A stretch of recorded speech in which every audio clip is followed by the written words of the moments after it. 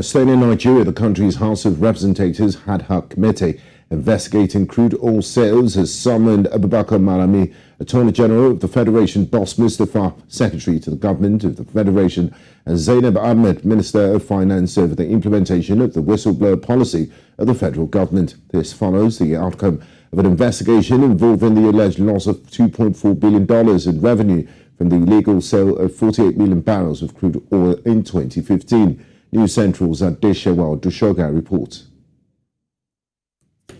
The Nigerian government introduced a whistleblowing policy, an anti-corruption program that allows Nigerians to report cases of corruption and financial theft to Nigeria's Federal Ministry of Finance.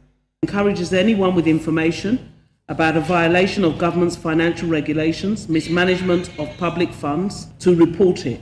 However, in July 2020, a whistleblower raised an alarm over 48 million barrels of Bonny Light crude that was illegally sold in China in 2015 under the authorization of the Nigerian National Petroleum Corporation, a claim that was investigated by an ad hoc committee set up by the lawmakers in the lower chambers in 2022. The committee has now summoned the Attorney General of the Federation, the Secretary to the Government of the Federation, and the Minister of Finance over the implementation of the recovered funds.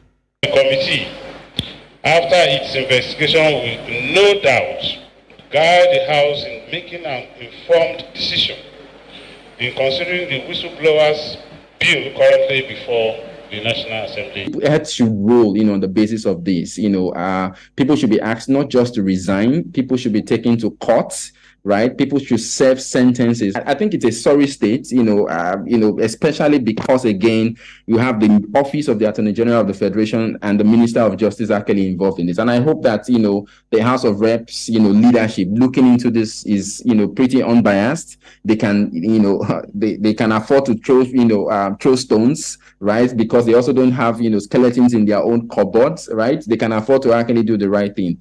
In June 2022, President Muhammadu Buhari said around $386 million was recovered in 2021 through the whistleblowing policy.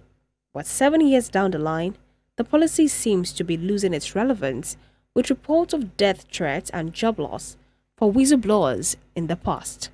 What is being requested from the whistleblower is not just to provide actionable information any longer, but to go all the way and help the government do its job by recovering the fund, even though, they do not have the wherewithal, the resources to actually do that. And it's a dangerous preoccupation. The fact that if I whistleblow today, it might actually get, off the hands of people I think can be trusted, government agencies that I think can be trusted, and then someone begins to even, threaten me. It's something that should have been probed properly.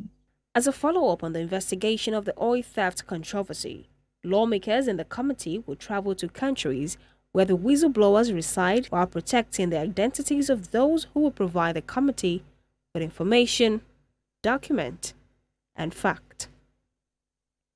Adesewa Odusoga, reporting for News Central.